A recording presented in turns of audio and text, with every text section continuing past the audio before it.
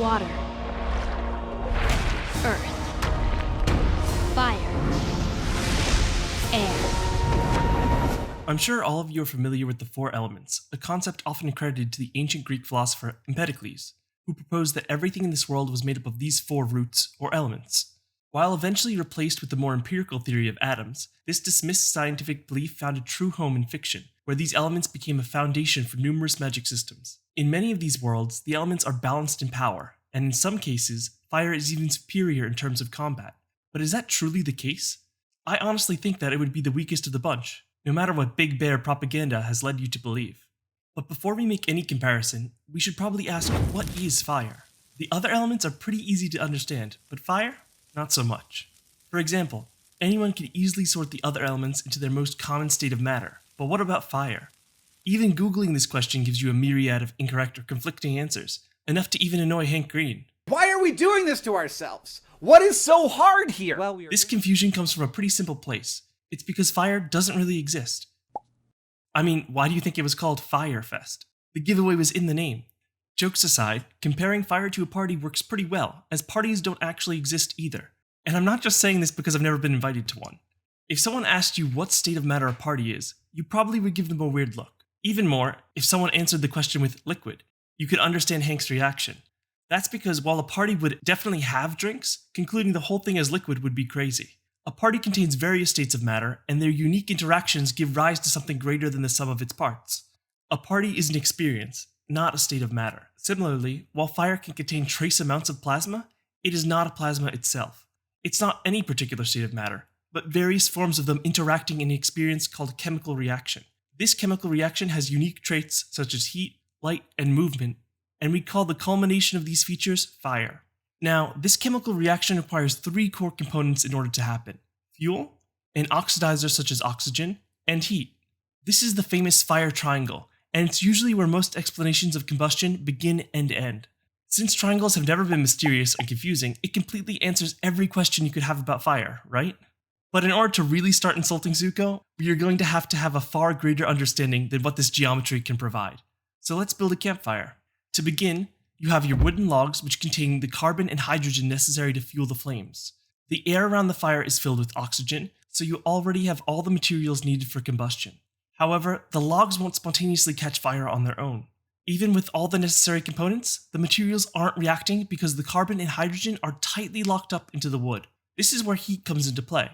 Temperature is defined as the average kinetic energy of particles, meaning that when things are hotter, their molecules vibrate or shake more vigorously. By introducing enough heat to the wood, the atoms start to vibrate intensely until they eventually break free and form a gas. This process, known as pyrolysis, is the chemical breakdown of organic matter through heat. While not as widely recognized as combustion, pyrolysis is a crucial reaction you're likely familiar with, especially in cooking. Anytime you grill or caramelize some onions, you're witnessing pyrolysis in action. However, in the case of a campfire, we're not trying to cook the wood to add flavor. Instead, we want to release the fuel in the form of a gas, because combustion generally only occurs with gaseous fuels. Even highly flammable liquids like alcohol or gasoline don't ignite in their liquid state. What actually burns is their vapor. This is why gaseous fuels like propane or methane ignite easily. They're already in the gas phase, skipping the need for pyrolysis. Once the wood has released its gaseous fuel and oxygen is present, heat is again required, more than what was needed for pyrolysis alone. This can be provided by a spark, for example. The additional heat supplies the activation energy for the combustion reaction. As the molecules heat up, they move rapidly, colliding violently with one another. These collisions break the molecules apart and even strip electrons from the atoms, turning them into highly reactive species known as radicals. Radicals are atoms or molecules with unpaired electrons, making them eager to complete their electron pairs. To do this, they'll steal electrons from other stable atoms, transforming them into radicals as well, and initiating a chain reaction. Now, with all these free particles zipping around, eager to recombine, what will they form? One general principle of our universe is that things naturally tend to seek the lowest possible energy state. I'm sure doing the bare minimum work that's required is something us humans could never understand.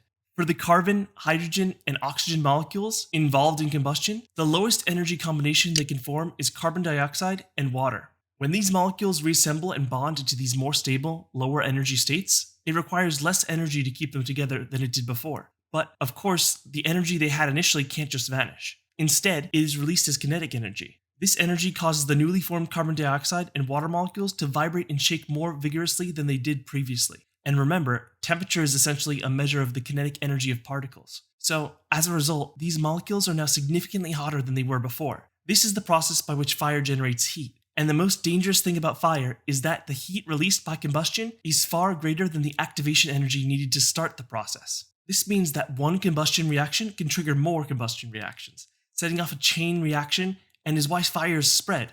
We've covered heat, now let's talk about light.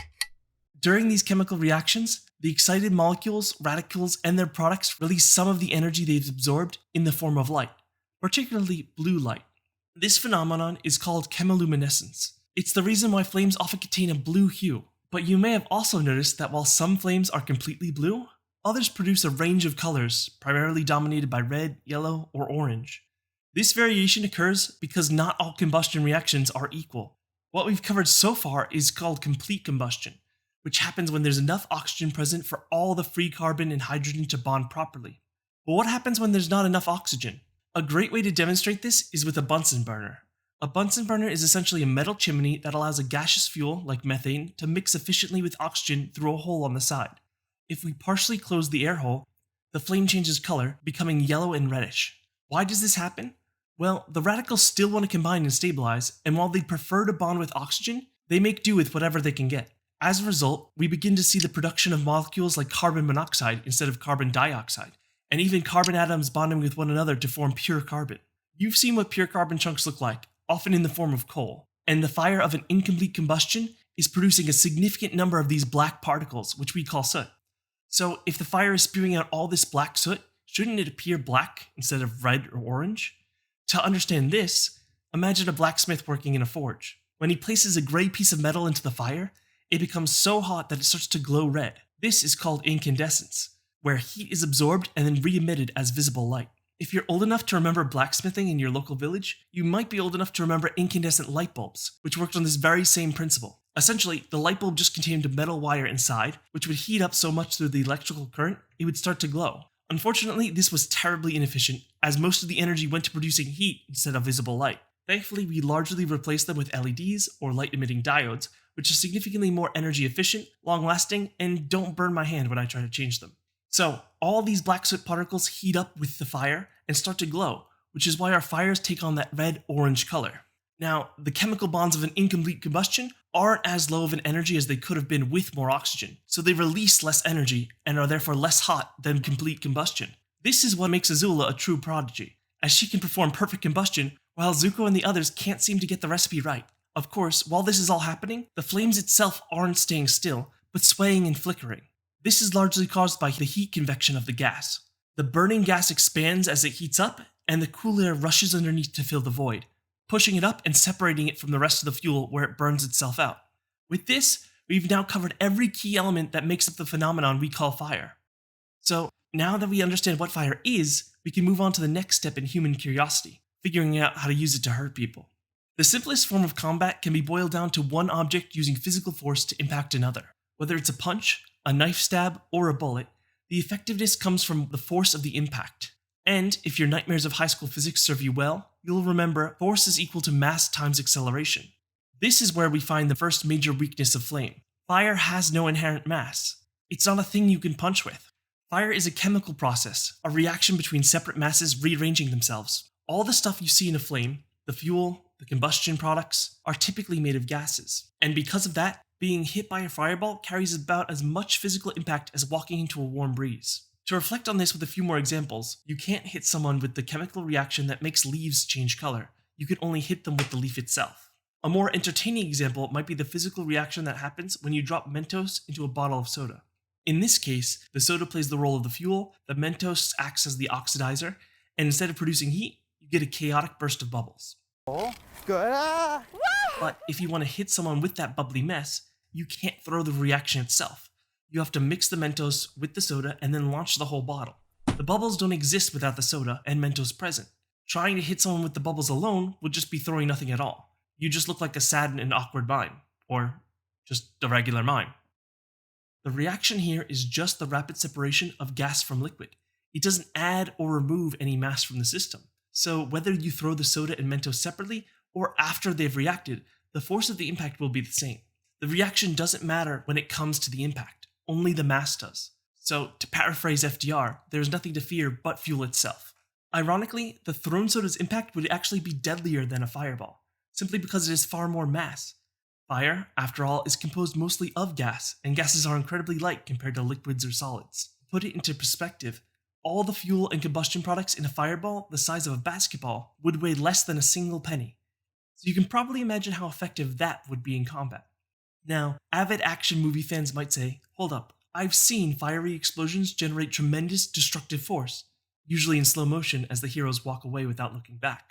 And yes, fire can be involved in generating massive physical force, but that force isn't coming from the fire itself. Rather, fire can trigger conditions that produce it. An explosion is just a rapid release of energy, and combustion can be one way to achieve that. But you don't even need fire. Blowing too much air into a balloon can do the same thing. So, how does combustion make explosions? It comes down to heat causing matter to expand.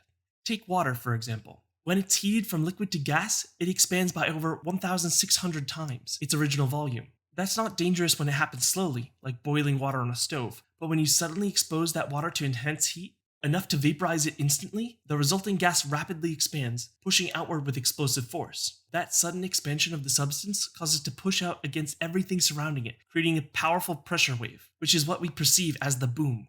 One of these hydrothermal explosions happened naturally in Yellowstone just last year, and you could see it create a significant force. Of course, creating this kind of instant expansion isn't easy. That's why another common method is to build up pressure first, then release it all at once. Take popcorn, for example. As the kernel heats up, the water inside gradually turns to steam. Pressure builds until the outer shell bursts, releasing all that energy in a pop. It's the same principle, but with a controlled buildup into a sudden release. Water isn't the only substance you can vaporize. In fact, combustion is commonly used to create explosions precisely because it's an effective way to rapidly vaporize certain fuels. Think of gasoline explosions or rocket fuel detonations, where the sheer force generated by the expanding gases is powerful enough to propel vehicles through the air. But again, it's important to clarify, the fuel is what produces the force, thanks to its rapid expansion. The fire, or more specifically, the combustion reaction, is just the mechanism that triggers the expansion. It's the match, not the muscle. That said, combustion isn't the most efficient way to release energy, especially in the concept of creating explosions. So while I'll be treating explosion magic as a specialized offshoot of fire magic, we'll save a deeper discussion for later, specifically when we tackle the question of efficiency.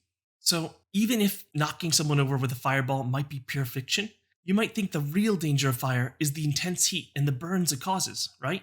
Well, you might want to cover the ears of your sexy fireman calendar for what I'm about to say. Fire isn't actually that deadly. I mean, the chemical reaction itself, the flames. In most real-world cases, the primary cause of death in fires isn't the fire itself, but what it produces, namely smoke.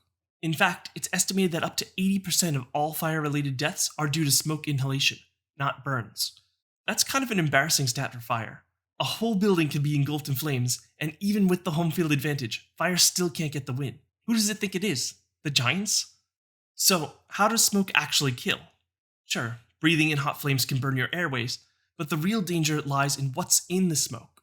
Incomplete combustion produces a whole cocktail of harmful byproducts, but the most dangerous by far is carbon monoxide. This one chemical alone is responsible for about 80% of all smoke inhalation deaths. For those keeping score at home, that means up to 64% of all immediate fire-related deaths could be caused by just carbon monoxide poisoning, making it the leading cause of fire deaths overall. So, how does carbon monoxide do its damage? It interferes with your body's ability to transport oxygen. Normally, the protein hemoglobin in the blood cells carries oxygen from your lungs to the rest of your body. But carbon monoxide is a ruthless hijacker. It binds to hemoglobin about 250 times more strongly than oxygen does, effectively kicking oxygen out and taking its place. As a result, even if you're still breathing air, your body is starved of oxygen. Symptoms of carbon monoxide poisoning set in quickly: headache, dizziness, confusion, chest pain, nausea, and eventual unconsciousness. If exposure continues, death can follow, silently and swiftly. This effect is made even worse by the second deadliest chemical found in smoke, cyanide. Like carbon monoxide, cyanide is a byproduct of incomplete combustion, especially when materials rich in carbon and nitrogen, such as paints, plastics, wood, cotton, or paper, are burned. Cyanide works differently than carbon monoxide. It binds to iron ions in your cells, preventing them from using oxygen to produce energy. Symptoms of cyanide poisoning can appear within seconds at moderate to high concentrations and can escalate rapidly to death. So, while carbon monoxide blocks oxygen from being delivered, cyanide blocks your cells from using what little oxygen they can get, effectively suffocating you from both ends. This synergistic effect is a brutal 1-2 punch, and it's why carbon monoxide and cyanide are often referred to as the toxic twins, with the only worst set of twins being portrayed by Adam Sandler in Jack and Jill, as the Rotten Tomatoes score suggests some might prefer quick death compared to this hour and 30 minutes. But the dangers of smoke inhalation are highly dependent on the circumstances. For one, the production of carbon monoxide, and especially cyanide, depends largely on what fuel is being burned. We don't know exactly what fuel is behind magical fire, or even if it's burning magic itself, but it's unlikely that nitrogen would be involved to produce cyanide, as nitrogen isn't a required component in a typical combustion. Even if magic fire did produce these toxic chemicals, for them to reach lethal concentrations, the fire and the victim would need to be in an enclosed space where the gases can build up. Using fire out in the open drastically reduces its deadliness, as the smoke and gases quickly dissipate. This really leaves burning as the only practical way to deal damage with fire, and thankfully fire is very hot. Or is it? If I asked you to rank these sources of heat from hottest to coldest, how would you order them? Take a moment to think. Surprisingly, fire actually ranks the lowest on this list, averaging at about 1200 Celsius, or about 2200 Fahrenheit. Next up is the mantis shrimp. Its punch can briefly reach temperatures at about 4400 Celsius, nearly 4 times hotter than fire and just shy of the sun's surface temperature, which roughly clocks in at about 5500 Celsius. Even hotter are static shocks, which are variable in nature but have been reported to reach up to 15,000 Celsius, and are speculated to reach brief instances even hotter. This is followed by lightning, which is the same phenomenon, differing only in energy magnitude, and can reach around 30,000 Celsius, about 5 times the temperature of the sun's surface. And finally, the center of the sun blows all of these out of the water, with an incomprehensible temperature of about 15 million Celsius. I'm sure that everyone here has survived a static shock before, and maybe a few of you divers have even had a drunken tussle with a mantis shrimp and lived to tell the tale. That's because while these phenomena can reach temperatures hotter than fire, the heat only lasts for an incredibly brief moment, so the energy doesn't transfer effectively to your body. This is why you can relatively safely walk across hot coals or extinguish a candle flame with your fingers. Burns require not just high temperatures, but also enough time for the heat to cause damage. And even if you held your finger in a candle flame for an hour, sure, that finger would be seriously damaged, but you wouldn't die. The key factor in burn mortality isn't just temperature or exposure time, but how much of your body is burned. With those two factors in mind, we can start to understand how flames actually become deadly. Unfortunately, we have a lot of data on this topic to draw from. The most famous example would be Thich Quang Duc, a Buddhist monk who covered himself in gasoline and committed self-immolation in protest of South Vietnam's persecution of Buddhists under the government of the time. And with hundreds of similar documented cases, we have more information than I feel comfortable knowing. There's a direct correlation between mortality and burn surface area, with those suffering burns over 90% of their body having an almost guaranteed chance of death. The process is agonizingly slow. Patients with around 80% of burns typically survive about 3 days on average, while patients with 60% last around 47 days. The causes of death also vary depending on the extent of injuries. People with less than 70% burned surface area usually die from sepsis, as the damaged skin can no longer protect against infections. Those with over 90% burns, however, often die from hypovolemic shock, that is, severe blood and fluid loss. While hypovolemic shock is a faster cause of death than sepsis, it still isn't immediate. For example, the monk Thich Quang Duc reportedly remained seated for around 10 minutes after setting himself on fire before finally collapsing. There is even a documented case of someone with 100% third-degree burns who remained conscious and moving for 13 minutes while engulfed in flames before succumbing to their injuries. So, for a fire magic user to finish off an enemy, they would need to continuously burn the target's entire body for around 10 minutes. This process demands significant time and energy, making it highly impractical in the middle of a fight. That's because humans don't catch fire easily. We're mostly made of water, after all. That's the reason military flamethrowers spew gasoline or napalm to coat targets with a fuel source that allows the fire to keep burning. In a typical fight, you're unlikely to be in a highly flammable environment that could sustain combustion for long enough. Places like a dried out forest, the suburbs of LA, or even the Atlantic Ocean. Even flammable gases in the air won't do much. The largest amount of flammable gas present in the atmosphere is methane, and it only makes up about 0.00017% of it. If you managed to extract all the methane from around 12 shipping containers worth of air, you'd barely have enough to create a basketball-sized fireball. And even then, it would only last for a fraction of a second. All that said, the energy required to generate and sustain these fires must come from the mage themselves. Since mages are always limited by the amount of magic or mana they can wield, it's crucial to get the most impact with the least amount. So, let's take a look at how much energy various lethal fire-based actions would require, and then compare to what other elements could achieve. Before we dive in, I'm going to set aside the issue of mass creation. Factoring that in would make things unnecessarily complicated, so we'll just assume that magic takes care of it. Instead, we'll be focused purely on the total energy output of each action. Rather than generating physical fuel, we'll imagine the mage is burning magic directly. Of course, these calculations are rough estimates meant for comparison, not precise measurements. It's not like there are official studies on this stuff, and I only had one intern. The heat output from the fires we discussed earlier is roughly 2 megawatts per square meter. To fully engulf a human-sized target, you need around 3.5 megajoules per second. Over the 10 minutes required to burn someone to death, that adds up to about 2,100 megajoules. Sure, you could theoretically ignite them for a few seconds and just wait it out, but in worlds with magical healing, letting them linger is risky. Unless you finish them off immediately, there's always a chance they'll recover quickly and miraculously. Now, if a mage could use combustion to explode their magic, they could emulate the effect of a stick of dynamite, delivering lethal damage almost instantly for about 1 megajoule. That's far more efficient in both time and energy than sustained flames. Releasing all that energy at once in a focused point hits much harder, but it's still an enormous amount. For context, 1 megajoule is enough to launch a 1-ton object 100 meters into the air. It wouldn't be surprising if a mage passed out after casting a single explosion. Now, let's compare that to earth magic. To replicate the force of a pistol shot, you could launch an 8-gram stone at 360 meters per second, using only about 518 joules. And it gets even cheaper. Since bricks have been known to kill after falling just 3 stories, you could launch a similar sized rock at comparable speeds for only about 220 joules. That makes a lethal earth spell roughly 10,000 times less energy intensive than a fire-based one. You could apply the same principle using icicles, making deadly water-based spells comparable in energy to earth magic. And if you extend this to techniques like bloodbending, since blood is about 80% water, you could open up even more lethal possibilities. With precise control over an enemy's bloodstream, you could rupture vital blood vessels in the brain for as little as 0.16 microjoules, or target the aorta near the heart for just 293 microjoules. That's incredibly efficient and terrifying. Even air can be used more efficiently than fire. For instance, creating a vacuum around the nose and mouth could suffocate a target in about 5 minutes, costing roughly about 39,000 joules. If you don't have the patience, and if you have the precision, you could instead increase the air pressure in the lungs until they rupture, which would only take about 60 joules. Naturally, with control over the air, generating your own explosions becomes a straightforward option as well. If you recall, the explosive force from combustion comes from a rapid expansion in gaseous byproducts, which generates a high-pressure shockwave.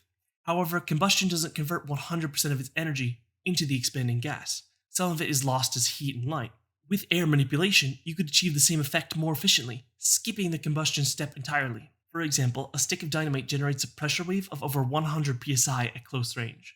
That's what actually causes the lethal damage. By compressing air to the same pressure and releasing it, you could replicate the explosive force for about 194 kilojoules, about 20% combustion. And that's just a basic application. Unlike combustion, which disperses energy equal in all directions, air-based explosions could be focused in a single direction, minimizing waste and maximizing impact. I could go on, but this quickly turns into 1,000 ways to die. The main point is that fire will always be the least efficient element for causing harm because it lacks its own mass to work with. Of course, fire is dangerous and shouldn't be underestimated, but in magical combat, it simply can't compete. Its greatest threat lies in its tendency to spread uncontrollably. Trying to use fire with precision is like expecting a rabid dog to become more dangerous once it's put on a leash. If you enjoyed this video and think it was worth all the watch lists these Google searches landed me on, be sure to like and subscribe. Now that we've covered the uses and limitations of fire in combat, you might wonder why it's so vital to creatures like dragons. That's the exact topic the next video will explore. Hope to see you there.